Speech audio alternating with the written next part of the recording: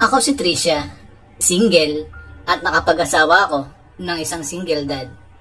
Okay naman kami ng kanyang anak at kami ay nagkakasundo sa lahat ng bagay. Kaya dahil doon ay masaya na din ako at tinuring ko na tunay na anak ko na ang aking stepson na si DJ. Kaya masasabi ko na maayos ang pagsasama naming dalawa. Kaya dahil doon ay masaya kaming lahat, lalo ng aking asawa. Kasi kasundo ko ang kanyang anak. Isang araw, may pangyayari na magaganap sa akin na di ko talaga sukat akalain na mangyayaring bagay na yon. Kala ko nga, sa palabas sa TV ko lang yon mapapanood. Ngunit, di ko akalain na sa akin mismo ay mangyayari din yon. Kaya dahil doon, ay nasyak ako. Ngunit, kakaibang saya naman ang nadulot ng sa akin. At ganito po nagsimula ang lahat. Isang araw, habang kumakain kami ng almusal ng aking asawa at ng aking stepson, ay may bigla na lang na dumating na bisita. At eto, ang aking bayaw na si June. Nang una, ay naiilang ako sa kanya kasi yun ang unang beses na magkita kami at magkakilala. O June, anong sa atin? Ba't napasyal ka dito sa bahay ko, ha? Kuya, baka pwede. Dito muna ako sa bahay mo. Kahit isang buwan lang, kuya. Malapit na kasi akong sumampa sa barko. Madami pa akong kailangan gawin at ayusin na papeles. Kaya eto, nakikiusap ako sa'yo na dito muna ako. Sana kuya, pumayag ka naman, no? Pag sinuwerte naman ako, baka 2 linggo lang ako dito at di na umabot pa ng 1 buwan. Ay, ganun ba, Jun? Sige, Jun. Okay lang naman sa akin. Kaso, sa sala ng kwarto mo, doon ka na matutulog. Alam mo naman, 2 lang. Ang kwarto ng bahay ko, yung isa, sa aming mag-asawa, at yung isa kay DJ. Ayan o, binata na yung pamangkin mo, Jun. Sige, kuya. Okay lang naman sa akin na dito ako sa sala matulog. Walang kaso yan, kuya. Ang mahalaga may matutulugan ako, di ba? Aba, oo nga. Malaki ka na, DJ, ah. Kamustang pag-aaral mo? Okay naman ang pag-aaral ko, Tito Jun. 1 taon na lang. Graduate na ako ng college. Sige, DJ. Okay yan. Magtapos ka ng pag-aaral, ah. Para mayaman ka. Gaya ng ama mo. Oo nga po, Tito. Ganun ang gagawin ko. Mga loko. Mayaman ako sa utang. Siya, sige. Tama ng kwentuhan. Halika, Jun. Sumabay ka na sa amin sa pagkain ng agahan. Sige, kuya. Salamat sa'yo. Nga pala, kuya. Siya bang asawa mo? Okay lang kaya sa kanya na mamalagi muna ako dito sa inyo? Baka di siya pumayag, kuya. Sana tinanong mo muna siya. Baka mag-away pa kayo niyan. Hindi naman kami mag-aaway. Okay lang sa akin na dumito ka na muna. Nga pala, ako si Tricia. Asawa ako ng kuya mo. Sige, Ate Tricia. Mabuti naman na okay lang sa'yo na dumito muna ako sa inyo. Kinagagala kita makilala, Ate Hipag. Nga pala, kuya. Di ko alam na maganda pala si Ate Tricia. Ngayon lang kasi kami nagkita. Magaling ka talaga pumili, kuya. Lodi na kita. Maganda talaga yan. Ako pa ba? Kukuha ng pangit na babae? Aba, hindi ah. Ano ba yan? Hindi naman ako maganda. Medyo lang. Siguro. Nada lang sa pagkaputi ko. Jun. Kinagagalak din kitang makilala. Sige na, Jun. Kumain ka lang ng kumain. Sige, Ate Tricia. Salamat sa'yo. Mabait na. Maganda ka pa. Jackpot si kuya. Kuya, pakasalan mo na to. Baka mauntog pa. Maagaw pa sa'yo ng iba. Sige ka.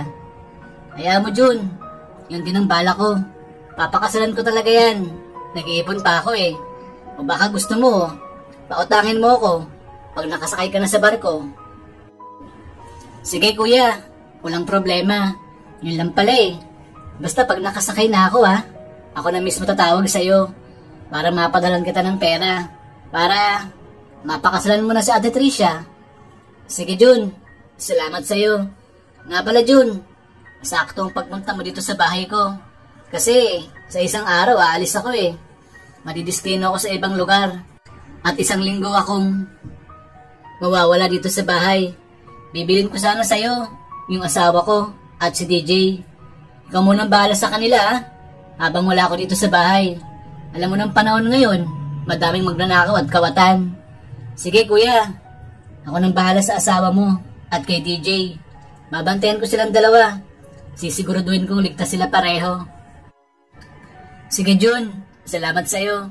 Nga pala, paano dito na kayo Papasok na ako sa trabaho ko. Mahal, bahala ka na mag-asikaso dito. May mga ulam naman tayong imbak dyan.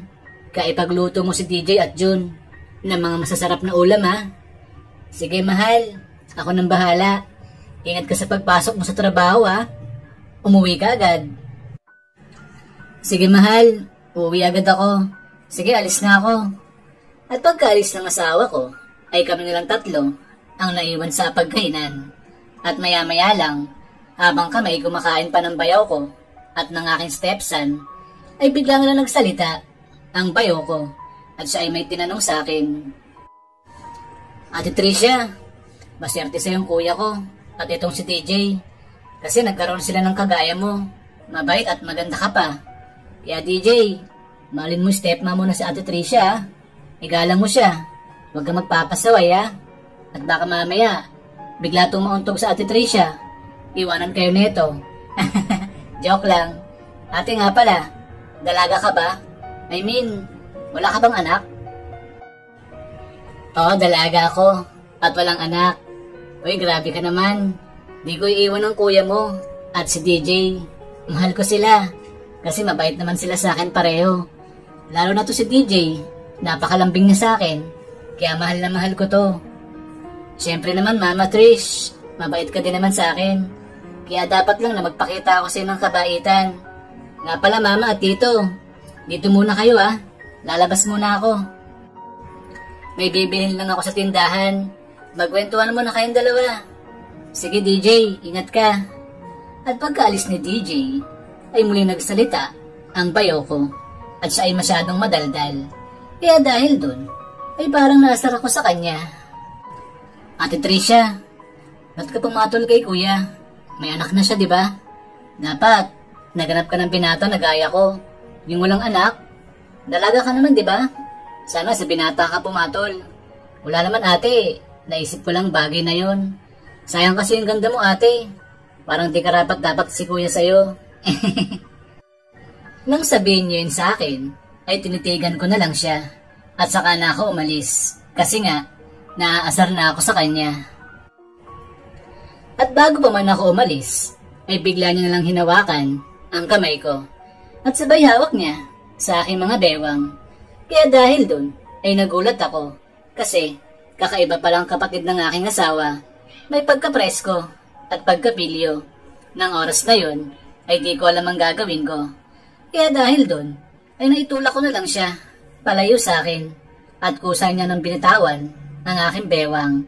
At pagkatapos nun, ay saka na ako tumakbo, papasok sa loob ng kwarto namin, ng aking asawa. At nang nasa loob na ako ng kwarto, ay nakaramdam ako ng takot sa bayo ko na yun, na sira ulo.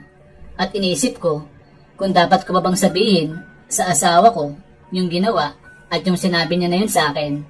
Ang kaso, pag sinabi ko yun sa asawa ko, malamang ay away ang kahinatnan nun at baka magsuntukan pa silang dalawa. Kaya nagpasya na lang akong ilihim yun at wag ko na munang sabihin sa aking asawa. Next time na lang siguro, pag may ginawa ulit siya, sa akin na kalokohan o kawalangyaan.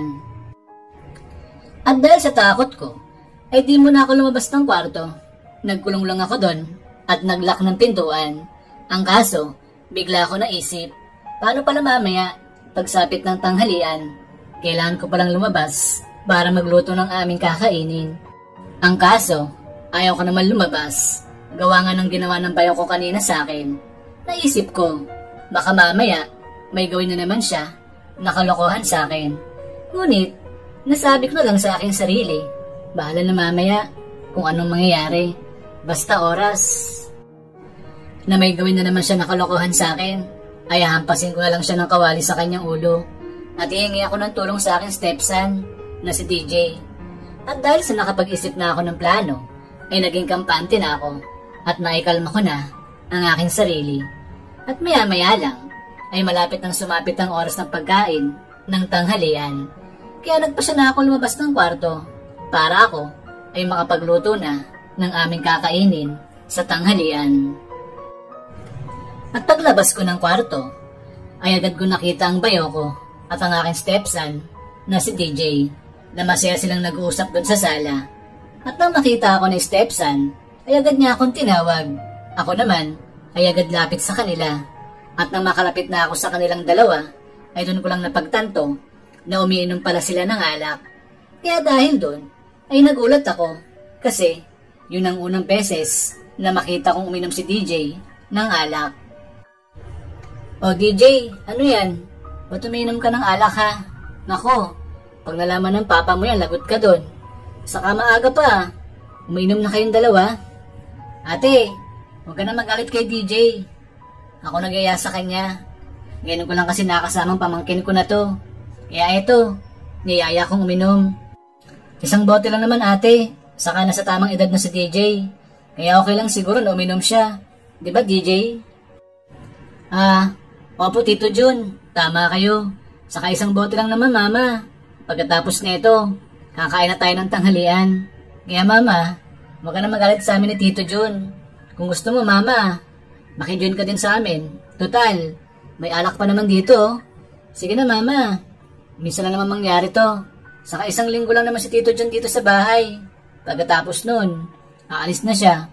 Tapos ilang taon na naman ang lilipas bago kami magkita.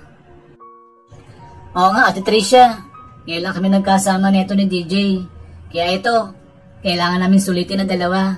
Ate sige na, makijoin ka na sa amin. Isang bote lang inumin mo, dali. Nako, pasa ko dyan. Magluluto pa ako ng tanghalian natin. Kaya na lang sigurong dalawang mag-inom. Ano ba yan mama? Di mo kami pagbibigyan.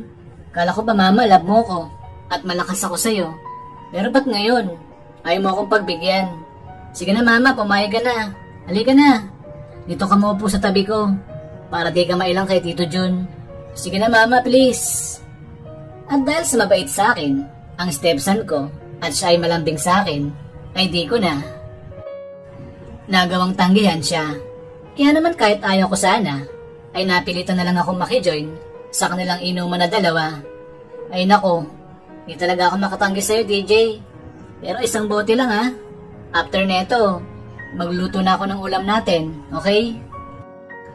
Opo mama, isang bote lang po promise. Okay sige, akin na yung alak ko dyan. Nang masimulan ko agad. Ubusin ko agad dyan ha. Kasi magluluto pa ako ng kakainin natin. Sige po mama, ito po yung alak mo. Masarap yan mama kasi sobrang lamig niya pa. At ang maiabot na yun sa akin ng stepson ko, ay agad ko na yun ininom. At dahil sa pagnanais ko na maubos ko agad ang isang boteng alak na yun, ay pilit ko talaga yung tinungga nang walang pahinga. At ang maubos ko na yun, ay bigla na lang ako nakaramdam ng pagkahilo. Siguro marahil ay di na ako sanay uminom kasi college pa ako nang huling makatikim ng alak. Kaya dahil dun, ay di ko kinaya yung tama sa akin. Kaya agad kong sinabi sa anak ko at sa bayaw ko na ako'y nahihilo na. DJ, ba't ganun? Nahihilo ko. Teka, upo muna ako saglit ha. Anak, alalayan mo naman ako para makaupo ako ng maayos.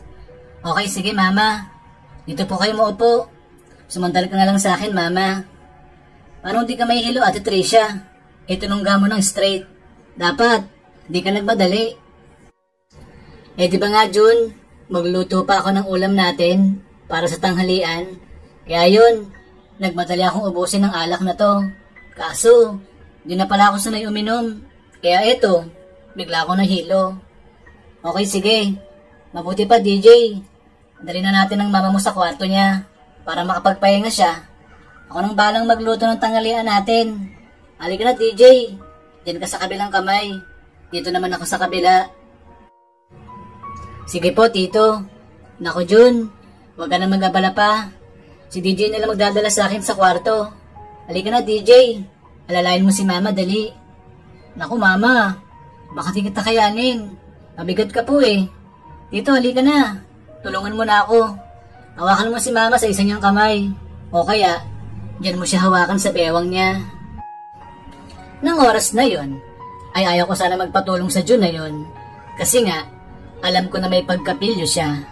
Ngunit, dahil sa no choice na ako, at hindi naman ako kaya ng anak ko na buhatin ako, papunta sa kwarto, ay wala na akong nagawa pa, kundi pumayag na lang, at di na tumanggi pa. Sige na nga, alalayan niyo na ako. Wala naman akong magagawa. Di ko naman kaya mag-isa na tumayo, kasi nahihilo na ako. Sige ate, halika na. Buti pumayag ka na. Naalalayan kita. At pagkatapos nun, ay nilapat na ni Jun ang kamay niya sa aking bewang. At saka na kami pumunta, papasok sa kwarto. Aaminin ko na medyo mabigat ako kasi matangkad ako. Nasa 5'8" ang height ko. At ang ando na kami sa loob ng kwarto, ay dahan-dahan akong hinihiga ng anak ko at ng bayaw ko sa kama. At ilang saglit lang, ay bigla na lang ako nakaramdam ng antok. Ngunit, bago ako makatulog, ay nakita ng dalawang mata ko na nakangiti si Jun at ang anak ko sa akin. Di ko na lang yun pinansin, kasi nga, antok na ako nun sa di ko malaman na dahilan. At maya-maya lang, nang magising ako, ay ang sakit ng ulo ko. Ngunit, pilit akong bumangon, kasi nga, naalala ko na kailangan ko pa pala magluto ng kakainin namin para sa tanghalian. At nang babangon na ako, ay sobrang sakit ang likod ko. At para may masakit pa sa akin, lalo na sa aking cocomelon. Kaya dahil dun, ay napaisip ako bigla, ano kaya nangyari sa akin? Ba't ganito ang nararamdaman ko ngayon? Ang sakit ng katawan ko, para akong tatrangkasuhin. Ngunit, kahit masakit ang buong katawan, ay pilit akong bumangon para ako ay makapagluto na. Kasi, malapit nang mag-alas 12 ng tanghali. At paglabas ko sa kwarto, ay nakita ko masayang kumakain at nag-uusap ang magtsuhin. At nang makita nila ako, ay bigla na lang silang tumahimik na dalawa. At saka ako tinawag ng bayaw ko at ng aking stepson na si DJ. Ate Tricia, halika, kain ka na. Sabay ka na sa amin ni DJ. Ako nagluto ng ulam ate. Ang sarap kasi ng tulog mo. Di ba DJ? Opo mama. Ang sarap ng tulog mo at mahimbing pa. Kaya ito, dahil gutom na kami ni Tito, siya nang nagluto ng ulam natin. Halika na mama. Maupo ko na dito sa tabi ko nang makakain ka na din. Ganun ba anak? Kaso anak, ba't kaya ganito? Ibang tama sa akin ang alak. Ang sakit ng buong katawan. Pati ulo ko masakit talaga. Dati naman, pag nagiinom ako ng college, hindi ganitong nararamdaman ko. Pero ngayon, iba talaga siya. Ate, di ba sabi mo kanina, college pang last na inom mo ng alak? Baka di ka na talaga sanay. Kaya ganyan ang tama sa'yo. Madali ka ng malasing at mabilis nang sumakit ang katawan mo. Kasi dati, ganyan din ako nang di pa ako sanay uminom. Dapat pala, Ate Tricia, araw-araw ka nang uminom ng alak para masanay ka ulit, di ba? Siguro nga, Jun, baka di na talaga ako sanay. Nako, pag araw-araw ko iinom, aawayin ako ng kuya mo. Ayaw nun na umiinom ako ng alak. Siya kasi ay tumigil na din sa pag-iinom. Ayaw niya na kasi ng alak. Kaya ikaw, DJ, wag kang iinom sa harapan ng ama mo. Kahit nasa tamang edad ka na. Pag nalaman niya na umiinom ka ng alak, magagalit sa'yo yun. Pwede kang uminom. Pag wala siya dito sa bahay, papayagan kita. Pero dapat, konti lang ha. Sige mama, salamat po. Sige po mama, kain ka na po. Alam ko, gutom ka na at nanghihina ka na din. Alas 12 na kasi, nalipasan ka na ng gutom. Oo nga anak eh. Sige, kakain na ako ha. Salamat Jun. Ikaw pa nagluto. Nakakahiya tuloy sa'yo. Okay lang ate, basta ikaw. Sige Jun, salamat. At pagkatapos nun, ay kumain na nga ako. Kasabay ko ang bayaw ko at si DJ. At habang kami kumakain, ay nakakaramdam ako ng kakaiba. Kasi paano ba naman, ngitian ng ngitian ang magtsuhin. Ako naman, ay di ko na lang yan pinansin. Kasi baka mamaya ay masaya lang silang dalawa. Kaya ganun sila kung makangiti sa isa't isa. At nang tapos na kaming kumain, ay si DJ na ang nanggugas ng mga plato. At ako naman ay bumalik na sa kwarto para makapagpahinga at para mabawi ko ang lakas ko. At para mamaya, pag uwi ng asawa ko, ay di niya mahalata na uminom ako ng alak. Kaya dahil doon, ay natulog ako hanggang sa sumapit ng hapon. At ang magising ako ay mga bandang 6 PM na yon. Sakto naman kasi, ganong oras talaga ako nagluluto ng hapunan. At ang magising ako, ay okay na ako. Wala na yung sakit ng ulo ko at bahagya na lang na masakit ang aking katawan. Kaya dahil doon, ay agad na ako lumabas ng kwarto para makapagluto na ng hapunan. At paglabas ko, ay walang tao doon sa sala at sa kusina. Kaya nagtaka ako, asan kaya si Jun at DJ? Ngunit, dahil kailangan ko na magluto, ay di ko na sila hinahanap pa. At pagkalipas na ng ilang sandali, ay nakadinig ako ng ingay mula sa labas. Kaya dahil dun, ay agad kong tiningnan kung sino ba yun. At pagtingin ko, sila DJ at ang bayaw ko pala yun. Kasama na nila ang asawa ko. Kaya dahil dun, ay napatanong ako sa aking sarili, saan kaya sila galing? O mahal, dumating ka na pala. Ang aga mo atang dumating ah. Ano yun mga dala nyo ha? Mahal, kanina pa akong dito eh. Maga kami pinauwi ng boss ko. Kasi nga, napaaga yung alis namin.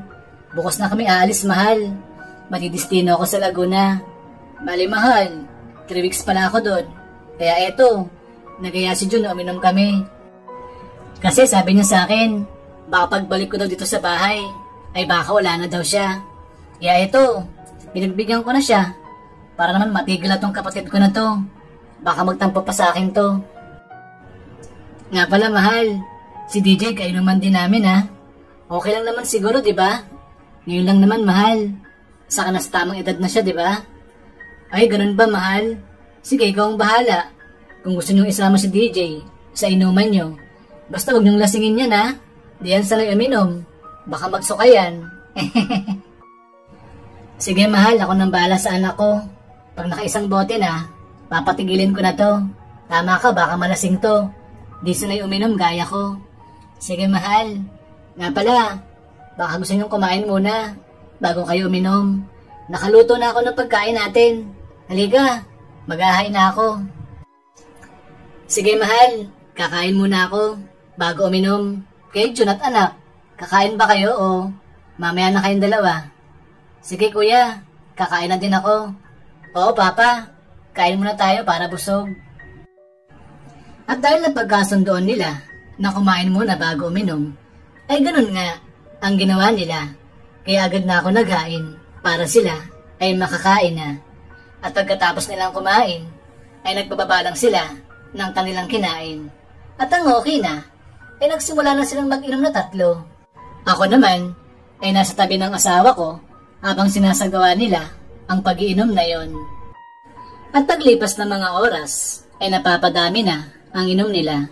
Kaya ang stepson ko ay nagpaalam na pupunta muna siya ng kwarto kasi nga nakakaramdam na daw siya ng hilo. At ang naiwan na lang sa sala na nagiinuman ay si Bayaw at ang asawa ko. At habang abala sa pagtagay, ang asawa ko ay panaytingin sa akin ni Bayaw. Ako naman, deadman na lang sa ginagawa niya na yun sa akin. Kasi nga, katabi ko ang aking asawa, baka mamaya makahalata pa siya sa ginagawa na yun ni Bayaw sa akin na pagtingin. At paglipas pa ng mga oras, ay nakaramdam na ako ng antok. Kaya nagpaalam na ako sa asawa ko na ako ay matutulog na muna. At ang nasa pintuan na ako ng kwarto namin ng aking asawa, ay bigla na lang may humawak sa aking kamay. Pagtingin ko, ay si DJ pala yun. Nakangiti siya sa akin at bigla niya ako niyakap.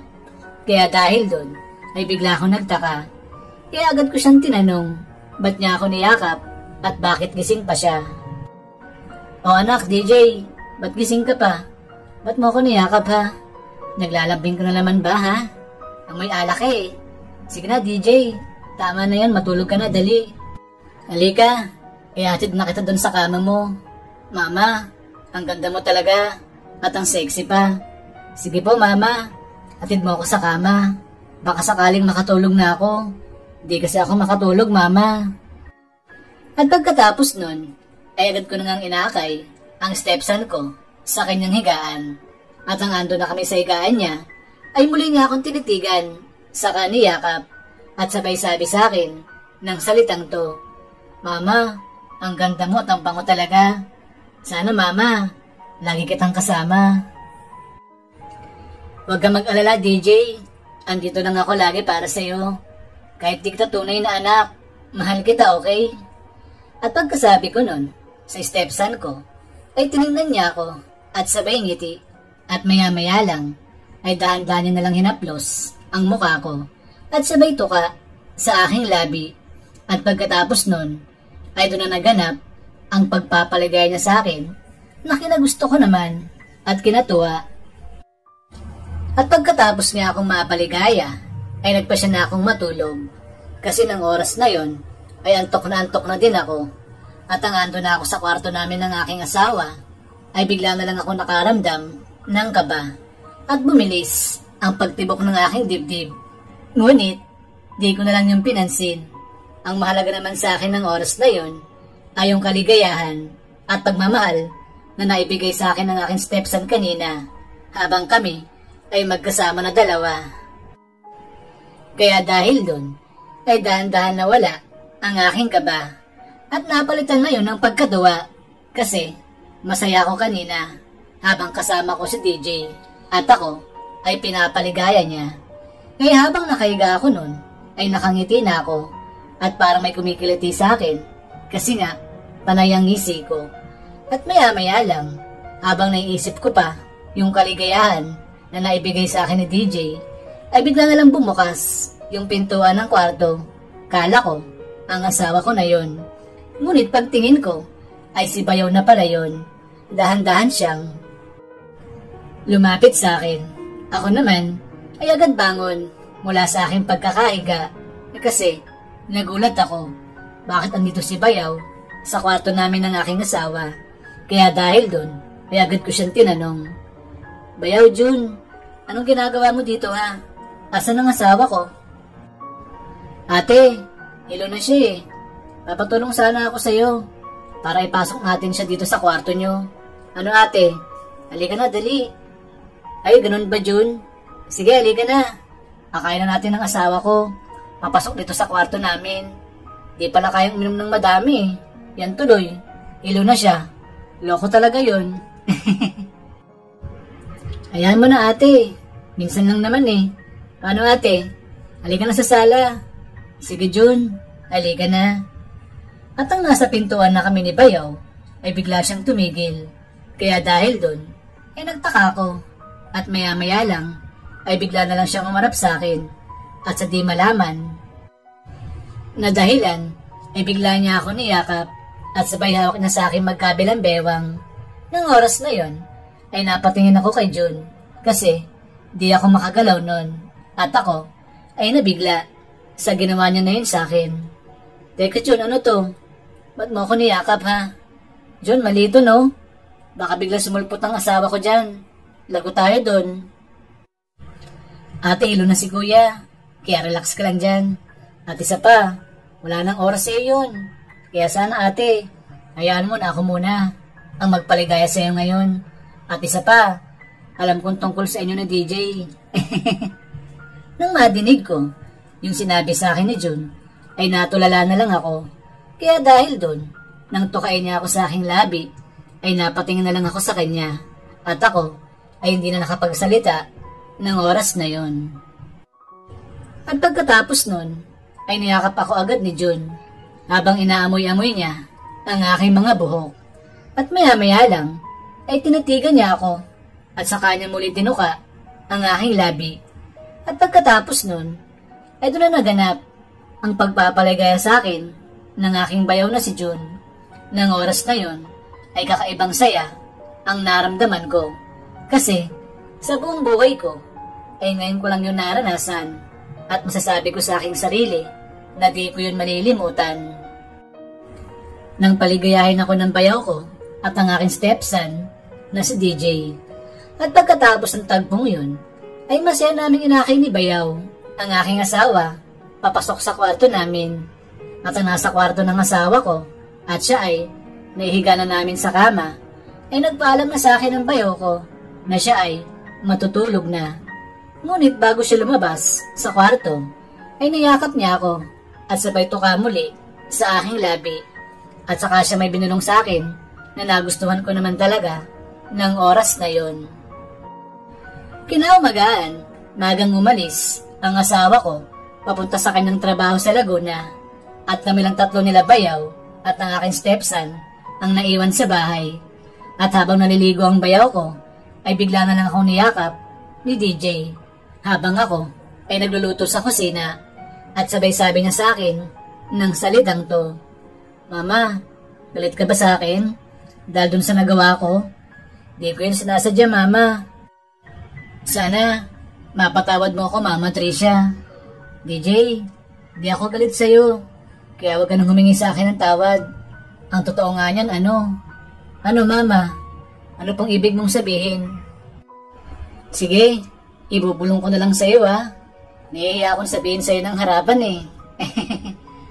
At agad ko naman tinapat ang bibig ko sa tenga ni DJ para ibulong sa kanya ang nais kong sabihin sa kanya. At ang maibulong ko na yun sa kanya, ay agad niya akong tinitigan at sabay ngiti sa akin. At pagkatapos nun, ay sinabihan na ako ni DJ na ituloy ko na ang aking pagluluto ng agahan kasi nagugutom na daw siya at mamaya na lang daw namin gagawin ang kasiyahan na yon kasi nga may pasok pa daw siya sa school. Pumayag naman ako kasi importante pa din ang pag-aaral niya kaysa sa ibang bagay. At isa pa, andyan naman si Bayaw. Pwede siya munang magpasaya sa akin kasi masarap din naman kasama si Bayaw kahit siya ay may pagkapilyo. At ang matapos na ako makapagluto, ay agad na kaming kumain. At ang makakain na si DJ, ay agad na siyang umalis para pumasok sa school. At kami nilang ni Bayaw ang naiwan sa bahay. Kaya dahil doon, ay nais na ako mapaligaya muli. Ang kaso, sinabihan ko siya na mamaya na lang pagka-uwi ni DJ para mas masaya, mas madami. At pumayag naman si Bayaw kasi yun din ang kanyang nais. At pagka-uwi ni DJ sa bahay, ay doon na namin ginawa ang kaligayahan na gusto namin. Ako naman, ay naibigan ko yun at kinatuwa kasi kakaibang saya sa pakiramdam ang naibigay nun sa akin. At isa pa, sa buong buhay ko, ay ngayon ko lang naranasan na mapasaya ng ganon ni Bayaw at ng aking stepson na si DJ. Kaya naman, niyakap ko sila na mahigpit habang ako ay nakangiti. At dahil di agad natuloy si Bayaw sa barko, ay nanatili muna siya dito sa bahay ng ilang mga buwan pa. At minsan, pasimpleng pumapasok si Bayaw at ang anak-anakan ko sa kwarto. So ayun, tapos na yung full story natin. Maraming salamat po. Sana po na-enjoy nyo. Bye-bye!